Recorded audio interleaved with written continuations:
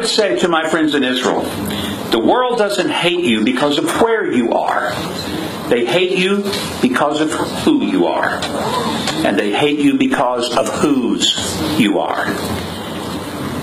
And I want to be very clear to say, as an outsider, they're not going to hate you less if you give in to their demands. The idea that somehow Israel can make everyone love them by giving in to their demands is nonsense. Because the hate that is expressed toward Israel is not political. It ultimately is spiritual, even if the haters understand it or not. And that's why it makes no sense at all for there constantly to be this pressure for Israel to give up the tiny little speck of land that it lives in and owns for the sake of a few. I carry around with me, and I showed it on television last week, and I got quite a response. You can't see it from where you are because it's a small little map.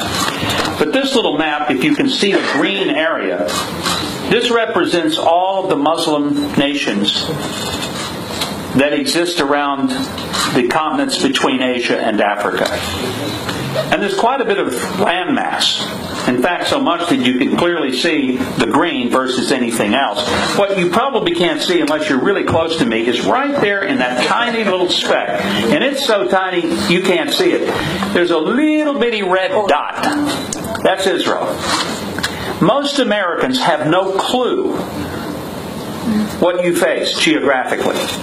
But I hold this up as a reminder that when people talk about a two-state solution, here's what they're basically suggesting. That the people to whom God gave this land over 3,000, almost 4,000 years ago, the people who live here and who have rights to this land, not only legally, religiously, biblically, politically, indigenously, but those people who have that little red dot should give up some of that red dot instead of any of those folks in that great big green territory giving up anything. And that somehow that makes sense.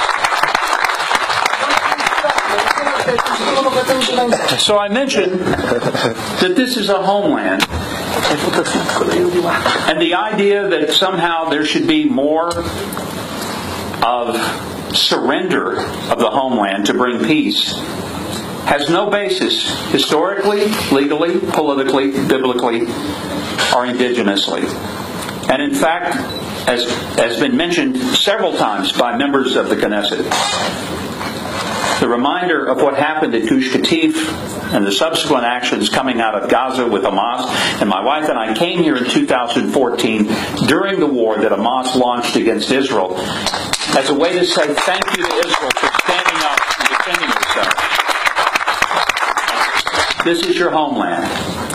So to those who would believe that there should be a, quote, two-state solution, just reminder, a two-state solution is what diplomats propose to keep themselves busy rather than facing the reality that trying to split up Yerushalayim is really like asking Solomon to cut the baby in half.